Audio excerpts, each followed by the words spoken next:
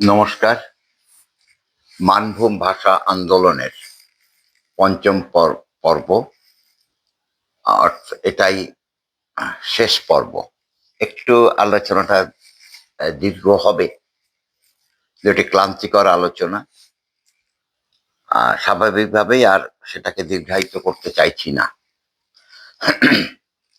আমরা গতকাল যে গত আলোচনা চক্রে যে আলোচনাটুকু করে রেখেছিলাম, সেটাতে 1951 সালের আদমশুমারি অনুযায়ী বাংলা ভাষাভাষী দেখেছিলাম 87%, হিন্দি ভাষাভাষী দেখেছিলাম 11%। অথচ হিন্দি ভাষাকে চাপিয়ে দেওয়া হয়েছিল বাংলা ভাষাভাষীর উপরে। এবং আরো দেখেছিলাম যে লোক সেবক সংঘ গঠিত হয়েছে অতুলচন্দ্র ঘোষের নেতৃত্বে। তো এরপরে 1956 সাল পর্যন্ত যে আন্দোলন চলতে থাকে, সেই আন্দোলনের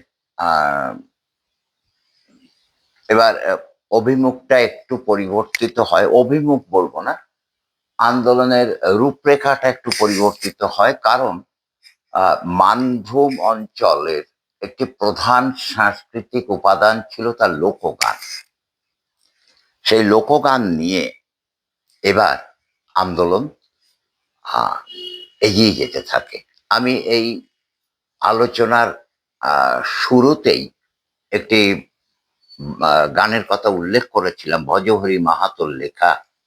শুন বিহারি ভাই, তোরা রাখতে লারবি ডাং দেখাই, তোরা আপন তরে ভেদ বাড়ালি, বাংলা ভাষায় দিলি ছাই। এই গানটি তখন অসম্ভব জনপ্রিয় হয়ে ওঠে এবং এই গান নিয়ে এবং এর সাথে আরো কিছু গান উল্লেখ করবো, দুই একটি নিয়ে একটা সাংস্কৃতিক আন্দোলন তৈরি হয়। এর সাথে রাজনৈতিক আন্দোলন যেভাবে চলছিল সেগুলো চলতে থাকায় সবটা বিস্তারিত আর আলোচনায় যাচ্ছি না। কেবল এইটুকু বলি যে 1954 সালের 9 জানুয়ারি থেকে শুরু হয় টুসু সত্যাগ্রহ আন্দোলন। এবং ওই দিনই রঘুনাথপুরে হেমচন্দ্র মাহাতোর নেতৃত্বে লোকসেবক সংঘের সদস্যরা শহর পরিক্রমা শুরু করেন এবং বিহার সরকার নিরাপত্তা আইনের অজুহাতে অনেককে গ্রেপ্তার করে।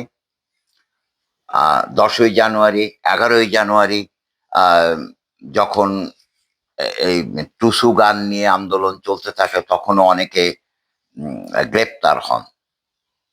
এই সময়তে এই টুসু আন্দোলনে টুসু, ভাদু, ঝুমুর ইত্যাদি এই সমস্ত গানগুলি হয়ে উঠেছিল আন্দোলনের ভাষ্য। এই সময় মধুসূদন মাহাতোর লেখা আরেকটি গান, মন মানে না রে হিন্দি সইতে, ভাষা মোদের হরে নিল হিন্দিতে, মাতৃভাষা হরে যদি আর কি মোদের থাকে রে, তাই মধু বলে মাতৃভাষার ধ্বজা হবে বহিতে। এই গানটিও তখন তীব্রভাবে জনপ্রিয়তা লাভ করে। বিহার সরকার শুরু করে বিভিন্নভাবে অত্যাচার করা, আন্দোলনকারীদের গ্রেপ্তার করা, মামলা দেওয়া ইত্যাদি।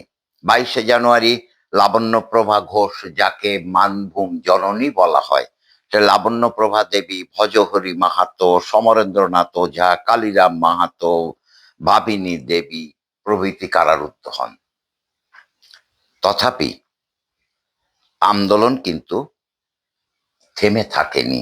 এই টুসু আন্দোলন, টুসু সত্যাগ্রহ কিন্তু চলতে থাকে এবং মানভূমের এই লোকগানগুলো তখন ভীষণভাবে জনপ্রিয় হয়ে থাকে। কৃষক থেকে দিনমজুর সবাই এই গানের মধ্য দিয়ে তাদের প্রতিবাদের সুর খুঁজে পান। যাই হোক, মানভূমের বাঙালিদের উপরেও উদ্দেশ্য প্রণোদিত ভাবে মিথ্যাচার এবং অপপ্রচারও চলতে থাকে। এই সময়তে এসে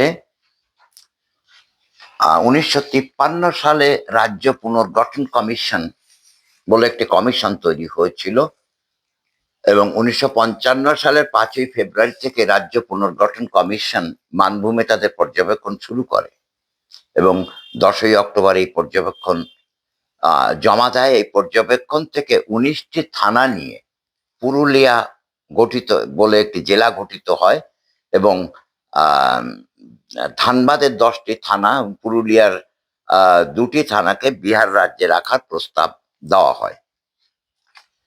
এটা নিয়েও কিছু টানাপোড়েন চলতে থাকে, সেটা এখানে একটু সংক্ষেপ করছি। 1956 সালে 23শে জানুয়ারি পশ্চিমবঙ্গের মুখ্যমন্ত্রী বিধানচন্দ্র রায় এবং বিহারের মুখ্যমন্ত্রী শ্রীকৃষ্ণ সিং